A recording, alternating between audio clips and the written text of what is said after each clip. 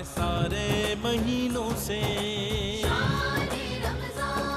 ہے سارے مہینوں سے نرالا شان رمضان۔ خوش آمدید ناظرین، آپ کا ایک دفعہ پھر خیر مقدم ہے ARY QTV پر پروگرام حقیقت ایمان میں ایمان بالآخرہ۔ ہماری آج کی نشست کا عنوان ہے۔ جناب ڈاکٹر سعید احمد سعیدی صاحب کی خدمت میں اگلا سوال پیش کروں گا۔ ڈاکٹر صاحب، کسی بندے کی تعمیر میں، شخصی تعمیر میں بالخصوص جو عقیدہ آخرت کے اثرات ہیں وہ کیسے کار فرما ہوتے ہیں اور اس کے نتائج کیسے نکلتے ہیں؟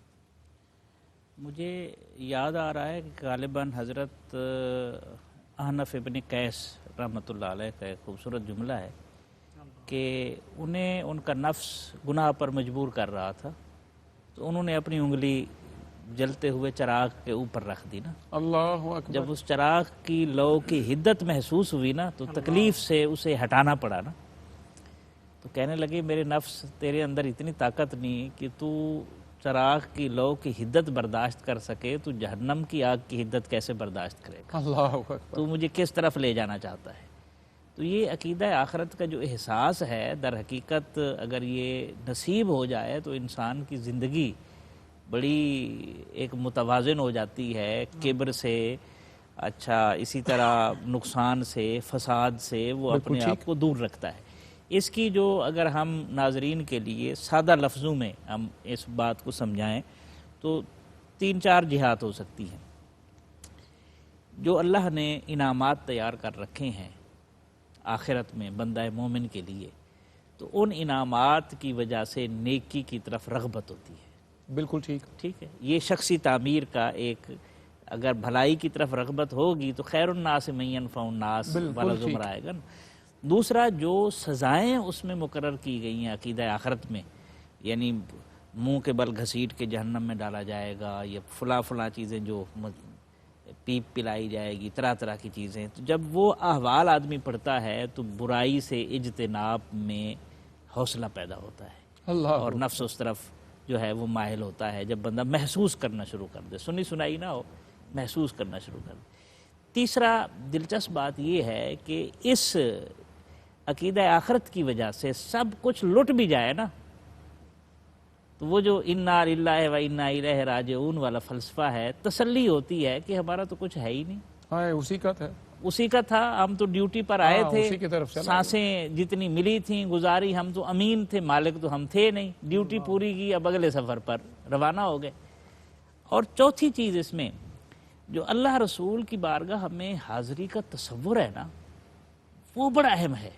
علامہ نے کہا تھا روز حساب جب میرا پیش ہو دفتر عمل، آپ بھی شرمسار ہو، مجھ کو بھی شرمسار کر۔ یہ یعنی اشرف المخلوقات کا خالق کہ جس کے تخلیق پر 4 قسمیں اٹھا رہا ہے، اگر وہ معیار سے گر جائے گا اور شرف انسانیت سے گر جائے گا تو کیا خیال ہے خالق کائنات جس نے بڑے مان سے بنایا تھا، تو اس کی ذات جو رحمت پہ رحمت کی جا رہی ہے وہ کیسے محسوس کرے گی؟ اور آخری بات یہ ہے، رسول اللہ صلی اللہ علیہ وسلم کی بارگاہ میں جو پیشی کا تصور ہے، تو غنی از ہر دو عالم من فقیر، روز معاشر عذر ہے من پذیر، ور حسابم رامی بینی ناگزیر، از نگاہ مصطفیٰ پنہاں بگیر۔ تو یہ جو تصور ہے نا، اگر یہ پیدا ہو جائے تو اس سے شخصی تعمیر کے حوالے سے بے شمار در جو ہے وہ کھل جاتے ہیں اور آسانی ہو جاتی ہے۔ بہت خوبصورت، بہت شکریہ ڈاکٹر صاحب قبلہ۔ علامہ صاحب، شخصی تعمیر کے حوالے سے کافی جہاد کا ذکر ڈاکٹر صاحب قبلہ نے فرما دیا، تو عقیدہ آخرت کے معاشرتی اثرات کا بھی اگر ہم جائزہ لیں تو ہمارے پورے معاشرے میں اس کی خیرات اور لنگر کیسے تقسیم ہو سکتی ہے اگر یہ عقیدہ پختہ ہو جائے صاحب کا؟ دیکھیے، عقیدہ آخرت کو سورہ فاتحہ کی روشنی میں دیکھیں نا تو مالک یوم الدین فرمایا گیا، اللہ اکبر، روز جزا کا مالک۔ تو آپ دیکھیے کہ ایک شخص نے تیاری کی ہو، محنت کی ہو، ایک طالب علم نے امتحان دیا ہو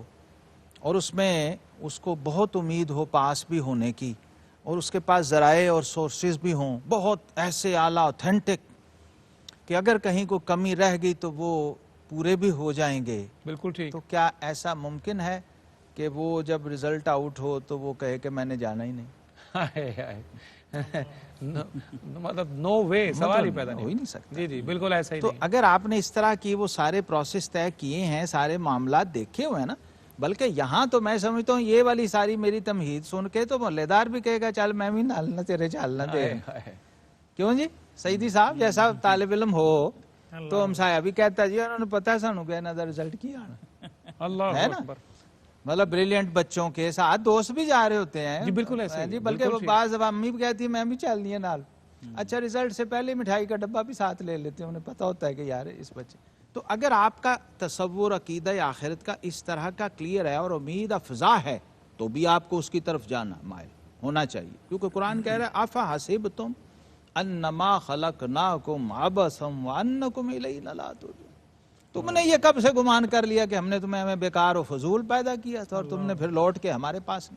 دونوں صورتوں میں آنا ہے، یہ طے ہے، یہ قانون ہے، الذی خلق الموت والحیات لیبلوکم ایکم احسن عملا، یہ موت و حیات کی دو باؤنڈریز کے درمیان تمہیں ایک خاص محدود وقت کے لیے چھوڑا تھا، اب وہ پورا ہو گیا، اب تمہیں واپس لوٹنا ہے۔ اگر تو اچھی پازیٹیو تیاری کی ہوگی تو اچھے اسی طرح اسی طالب علم کی طرح آپ اپنے رزلٹ آؤٹ ہونے کی جگہ پہ اور اس حال میں آپ جائیں گے اور سننا چاہیں گے، آپ کی خواہش ہوگی کہ میں رزلٹ سنوں، اور اگر نالائکی ہے اور پڑھائی نہیں اور تیاری نہیں کی ہوئی ہے تو سلطان العارفین سلطان باہو رحمت اللہ فرماتے ہیں عمر بندے دی انج وہانی جی میں پانی وچ پتاسا ہو، عمر بندے دی انج وہانی جی میں پانی وچ پتاسا ہو، تے صاحب لیکھا منگ سی باہو رتی گھٹ نہ ماسا ہو، اللہ اکبر، تے قبر ہے اوکھا پینڈا باہو جتھے پلٹ نہ سک سیں پاسا ہو۔ تو بھائی اگر تو آپ نے تیاری کی ہوئی ہے تو پھر تو اس پہلو سے بھی آپ انحراف نہیں کر سکتے، آپ کو اپنا رزلٹ، مالک یوم الدین کا مطلب ہے جزا کا دن، وہ جزا کے دن کا مالک ہے، اور آپ کے لیے وہ جو انعامات ہیں آپ کے اعمال کے وہ وہاں طے ہیں اور پڑے ہیں، آپ نے لینے نہیں، وہ اور لینے کے لیے وہ شرط ہے، وہاں آپ کو جانا پڑے گا۔ اور دوسرا آپ کے عقیدہ آخرت کا دوسرا لازمی جز یہ ہے کہ وہ جزا اگر سزا بھی ہو تو بھی آپ کو وہاں پہنچنا ہے، بالکل ٹھیک، ظاہر ہے یہ دونوں آپ ہی کے اعمال کے نتائج ہیں، چاہے وہ جزا ہے چاہے وہ دونوں صورتوں میں آپ کو کچہری میں عدالت میں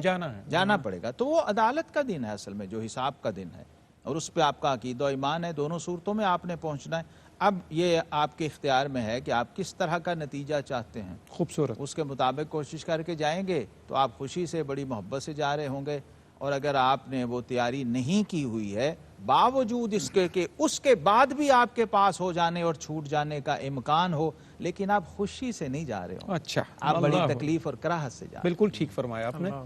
اللہ اکبر، اللہ کریم ہمیں عمل کا رستہ فراہم فرما دے اپنے فضل سے تاکہ ہمیں اس بات کی تفہیم ہو جائے۔ آئیے کلام شامل کرتے ہیں، الحاج محمد افضل نوشاہی آج ہماری نشست میں تشریف فرما ہے، ان سے گزارش معروف یہ کلام ہے، تو کجا من کجا،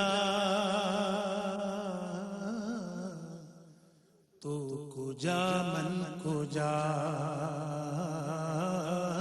تو کجا من کجا، تو کجا من کجا، تو امیر حرم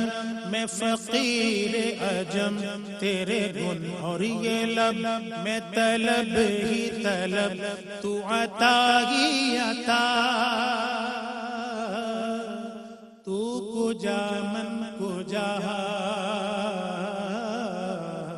تو کجا من کجا، تو ہے گہرام انوار باندھے ہوئے، میں درودوں کی دستار باندھے ہوئے، تو ہے انوار، تو ہے گہرام انوار باندھے ہوئے، میں درودوں کی دستار باندھے ہوئے، کعبہ عشق تو میں تیرے 400، کعبہ عشق تو میں تیرے 400، تو اثر میں دعا، تو کجا من کجا،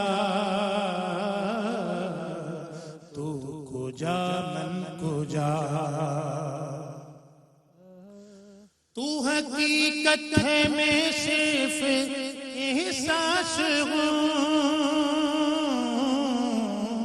تو سمندر میں بٹکی ہوئی پیاس ہوں میرا گھر خاک پر اور تیری رہ گزر میرا گھر خاک پر اور تیری رہ گزر سدرۃ المنتہا تو کجا من کجا تو کجا من کجا تو کجا من کجا تو کجا من کجا ڈگمگاؤں جو حالات کے سامنے آئے تیرا تصور مجھے تھامنے آئے تیرا تصور مجھے تھامنے میری خوش قسمتی میں تیرا امتی میں میری خوش قسمتی میں تیرا امتی تو جزا میں رضا تو کجا من کجا تو کجا من کجا تو کجا من کجا دوریاں سامنے سے جو ہٹنے لگی جالیوں سے نگاہیں لپٹنے لگی جالیوں سے نگاہیں لپٹنے لگی آنسوؤں کی زبان ہو میری ترجمان آنسوؤں کی زبان ہو میری ترجمان دل سے نکلے صدا تو کجا من کجا تو کجا من کجا تو کجا من کجا تو کجا من کجا سبحان اللہ ماشاء اللہ نوشائی صاحب اللہ رب العزت بے شمار رحمتیں نازل فرمائے جناب مظفر وارسی علیہ الرحمہ کی قبر پر اور انہیں اس جہان میں آسودہ رکھے ایک مختصر سا وقفہ ہے سارے مہینوں سے ہے سارے مہینوں سے نرالا شان رمضان